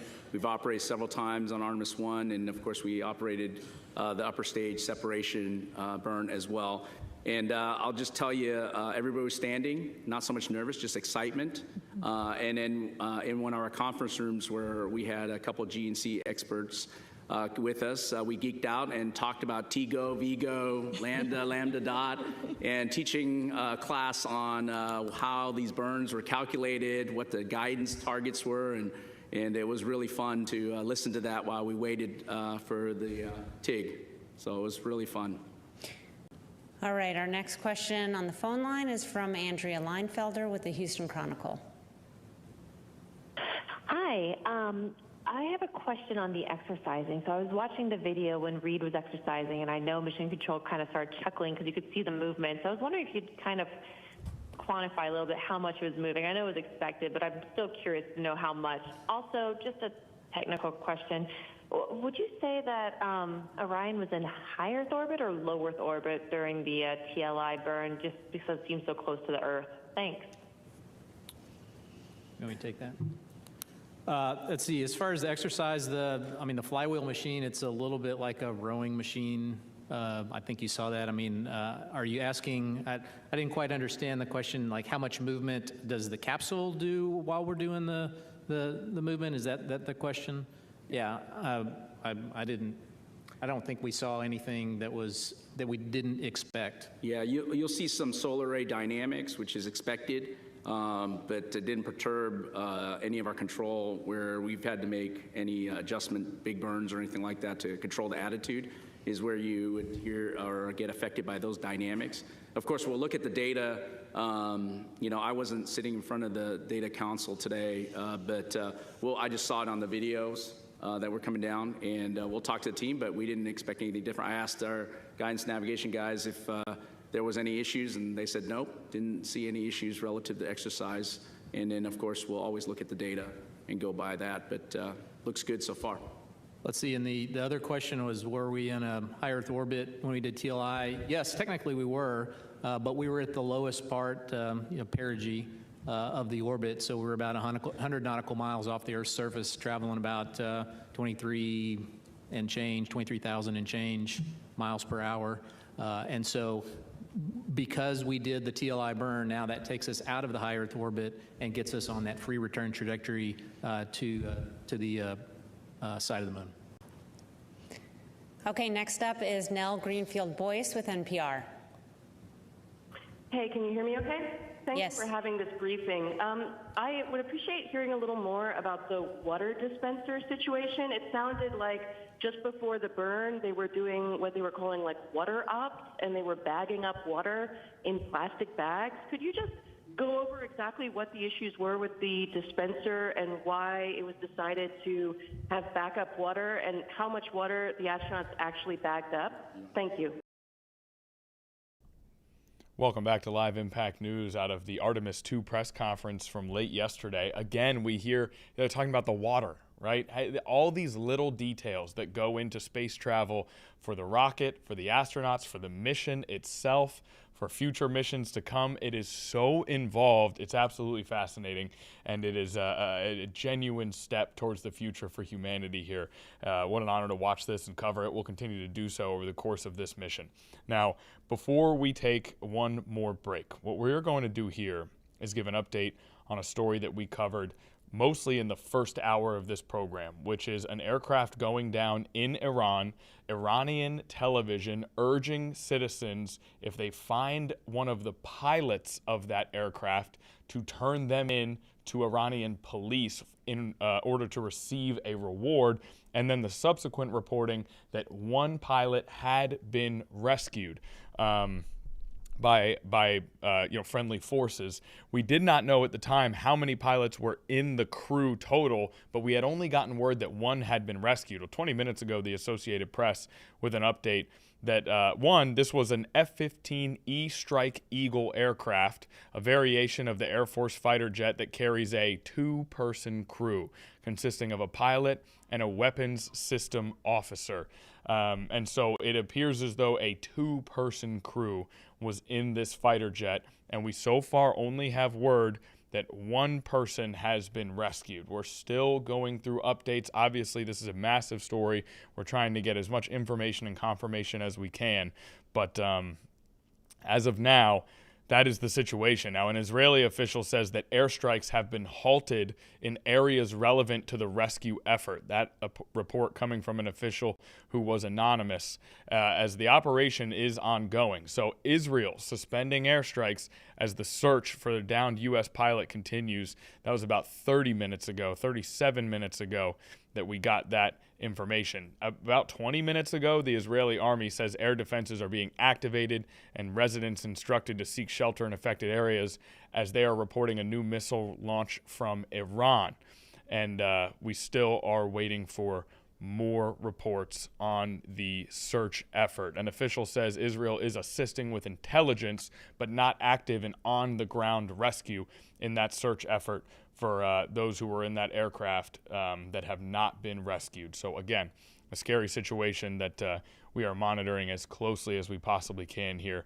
Any type of update that we get over the course of the rest of this stream, we will certainly bring you as soon as we receive it. So that is where things stand on the story that we started off with very early in the stream. For now, we're going to take a brief commercial break, and we're going to look into the NCAA Final Four, which is this weekend, both the men's and women's sides, when we get back.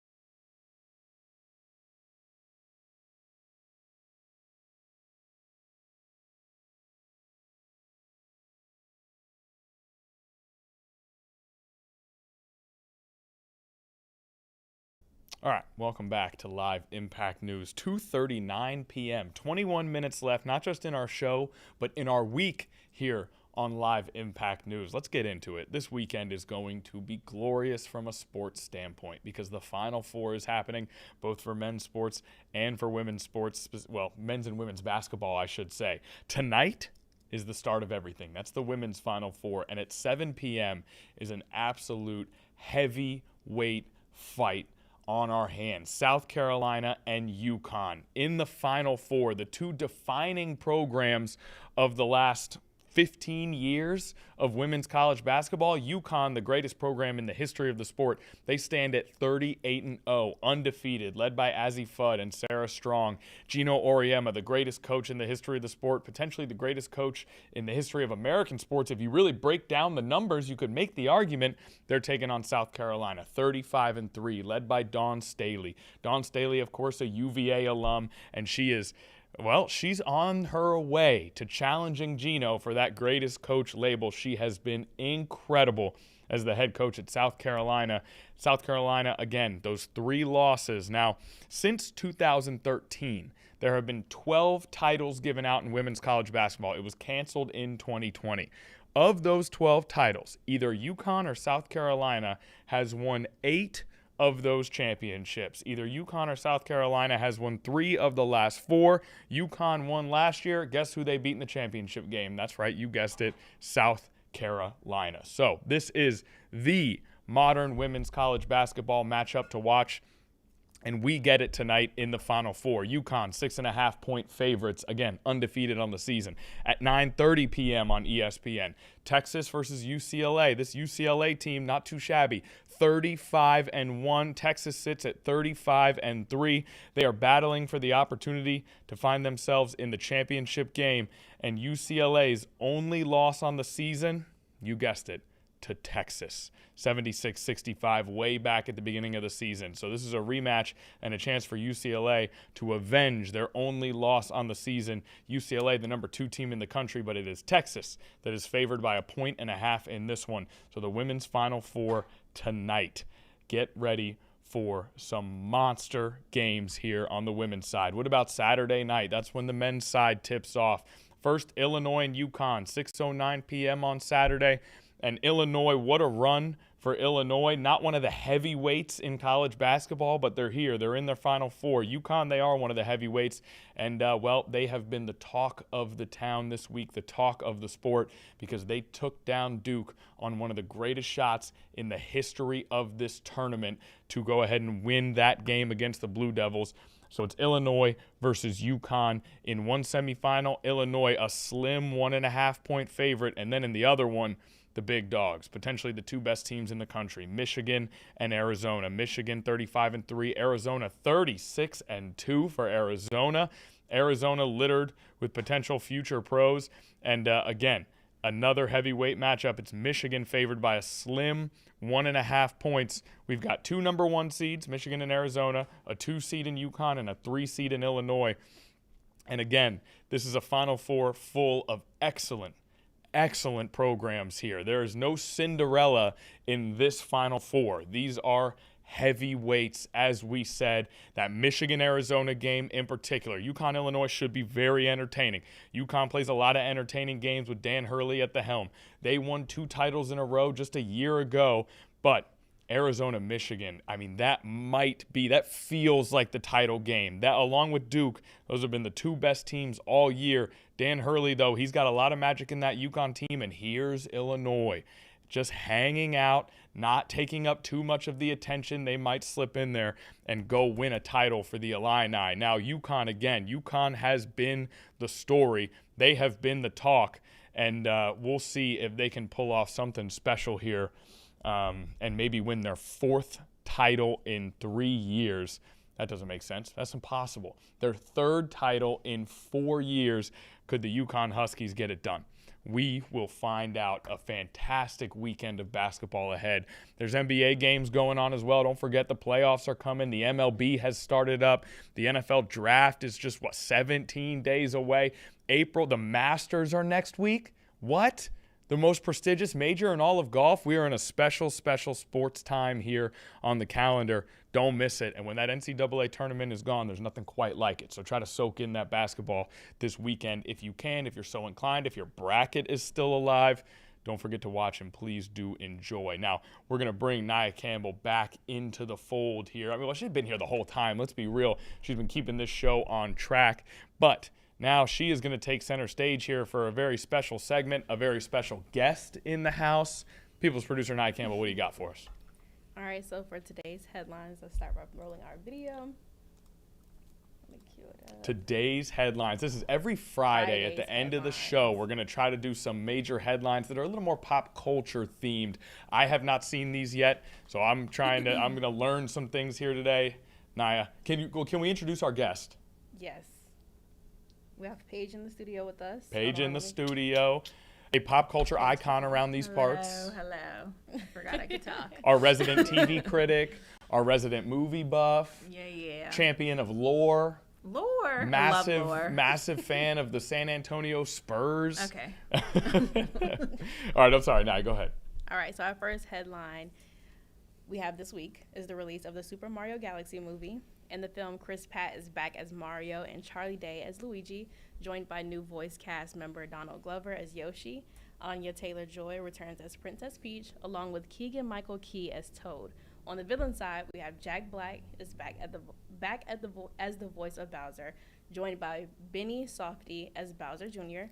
New to the animated adventure is the cosmically powered character Rosalina, voiced by Brie Larson. Then a surprise casting announcement dropped ahead of the movie's premiere when Universal revealed Glenn Powell is voicing Nintendo Star Fox in the film. Yay! How do we feel? Stacked. Yeah, absolutely stacked. I feel like these animated movies, it's something that stars love to do because you don't have to necessarily show up on set, in character, in costume. You can just go and have some fun and record in the booth. Not that it's not hard work and work that does take a lot of talent, but that is a stacked cast that you can't really find without the benefit of that animated genre. I agree. Are we going to go see the movie? Oh, that was a very telling. The tone on that really tells you a lot. I will definitely. Okay, I'm like a big go see movies in theaters person, so I advise everyone to go enjoy a day out at the theater. I'm excited personally I saw the first one. I liked it. I enjoyed it. I'm not like a huge Super Mario Brothers girly, but I know what it is. But for this one, I'm excited for Brie Larson in particular and Glenn Powell. I love both of those actors so much, and Brie Larson is a huge Super Mario Brothers fan. She loves video games, and she's been on this press tour just relating it to her own life and how much she enjoys the games. So that's enjoyable, and I just believe in Glenn Powell. And I think still. What do you mean still? Always. Yes, Glenn Powell. Love Super Mario Brothers. Yeah. I grew up playing it on the Wii, the Mario Kart, and then Galaxy. So fun. You guys ever play Super Smash Bros? Probably. I think so. Where they battle on a variety of stages. You can pick a character, you battle against 2-3 other characters. Everyone has a controller. It's a staple of many a dorm room. I'm excited for Donald Glover. Glover Did getting you hear in on the voice him work. as Yoshi? I haven't heard it. It's Yoshi's crazy. a tough one, right? No, he sounds so good, actually. Does he? Okay, good to know. And shout out to Glenn Powell. Twisters, Top Gun. He was on an all-time run there for a second. Did you see The Running Man? I did see The Running Man. Good or no good? It was fine. Okay, good. It's a fun film. But wait, Set It Up is such a great romantic comedy. Everyone should watch Set It Up. It's on Netflix. Him and Zoe Dutch. Get him in more rom-coms. Sorry. Is that a new? No, it's from 2018. Okay. This is a pro Glenn Powell stream right here. He's been doing great work. I have seen him on a podcast on one of my favorite podcast networks. In that particular podcast, he came across just a really good dude. Podcast? He was on the Rewatchables, which is a podcast I really enjoy. I've watched him on a bunch of podcasts. Yeah, he seems like a really great dude. I saw Twisters and 40X also. What is that? Oh, is that you can feel the rain and the wind and stuff? The best experience possible. Okay. That sounds fun. Yeah. Right? Also, these movies make a ton of money. Oh, yeah, Super Mario. The Super Mario movies. Probably a make billion $1 billion. I think you can check where it's at now. Super Mario, what a property. I guess it just... Has it come out already? Yeah, because it would have come out yesterday. Came out yesterday. Okay, it's probably tracking huge. Hail Mary, by the way. Speaking of money, Project Hail Mary. Project Hail Mary has made so much money. Shout out Ryan Gosling for that movie was opening a movie like that. Still haven't seen it. Look at that. I love what I'm seeing from the Super Mario movie, though. I think it looks pretty good. I don't mind the animation style that they go with, kind of video game-esque a little bit. Okay, Super Mario Bros. That cast is a yes from us, and I got to hear Donald Glover's Yoshi. I'm going to go check that out. Plus Benny Safdie in there, one of our more accomplished directors, taking on an acting role. I did not know that he was in it until you said his name. I was like, oh, Benny Safdie? Benny Safdie doing his thing. Okay, should we go to number 2? No. I was going to tell you how much they're making right now. Okay. It says Super Mario is shaping up to have a King Koopa size opening weekend after adding $24.6 million to its haul on Thursday. And that is according to Variety. That's one day. Yeah. $24 million in one day, and on a Thursday, no less. Yeah. And it's a holiday weekend. People have a little more time. People might have Friday off, Monday off. So we have quite a box office winner on our hands. Oh, look at Glenn. Look at him as the fox. This is Glenn? Like, they just look like they're made to be together. I know. Are we getting another Top Gun at some point? I don't know. I still haven't seen his Top Gun. Wait, you didn't see Top Gun Maverick? I have not seen Top Gun Maverick. I know it's a blind spot for me. I'm sorry. I know. I got to check it out. I've seen the original Top Gun. Yeah, I saw the first think one. Maverick's better. Okay. All right. I'll put it on the list. Okay. All right. So our second headline, I think you're going to love this one, Connor. Okay. Our second headline, as of this week, Michael Jordan now tops the list of the highest paid athletes of all time, sitting on $4.5 billion, inflation adjusted, according to Sportico. Okay. His fortune is largely driven by his partnership with Nike's Jordan brand, which is still popular more than 20 years after his retirement. He earned approximately $275 million in 2025 alone. The only other athletes who have earned more than $2 billion are Tiger Woods, Cristiano Ronaldo, and LeBron James. I literally was going to guess those people. I was like, who else is even close? And I was like, it has to be them.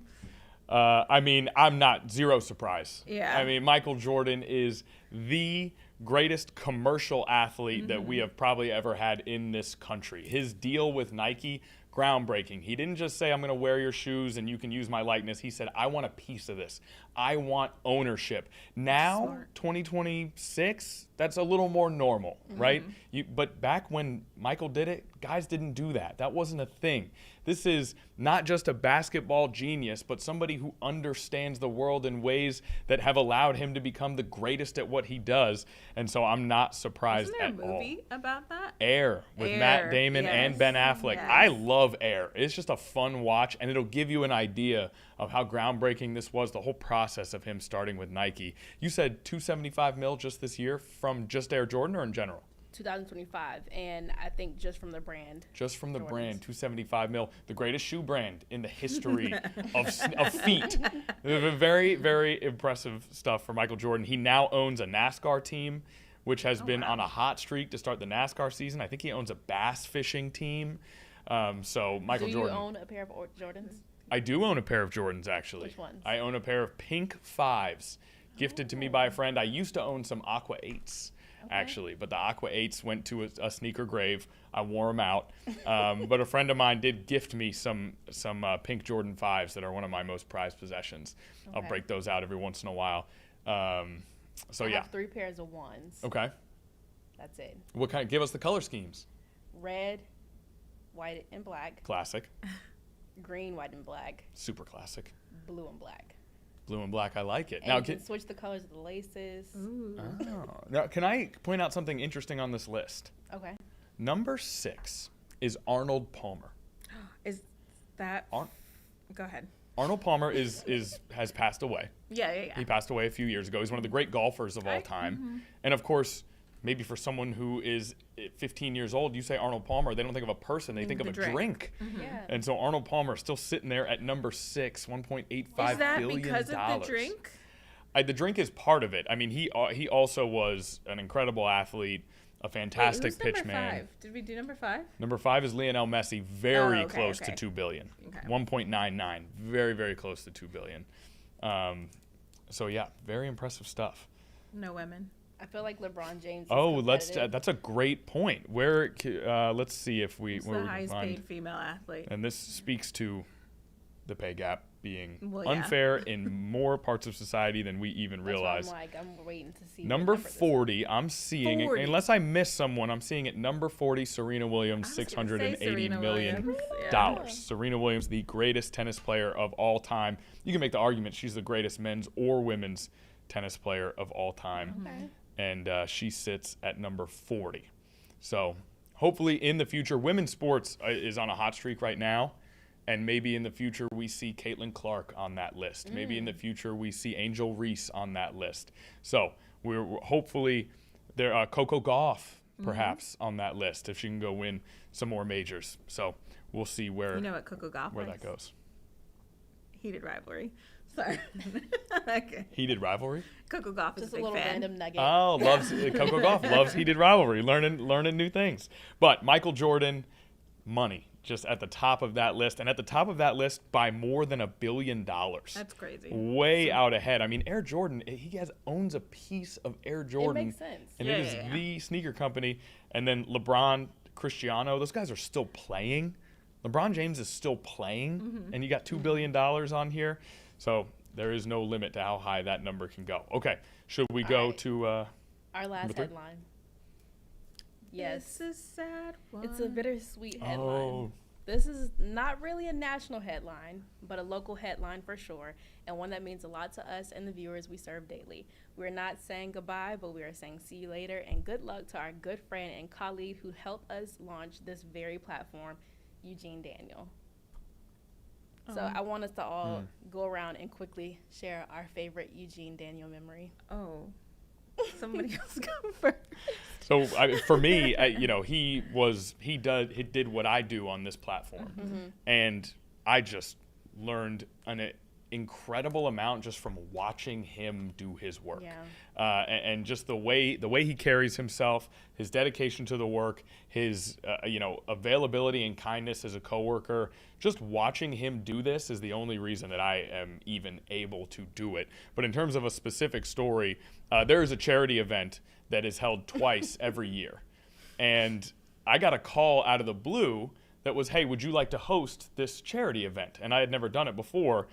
And I was like, yeah, I guess I can do that. I'm free. And they said, cool. Usually Eugene hosts both of them every single year.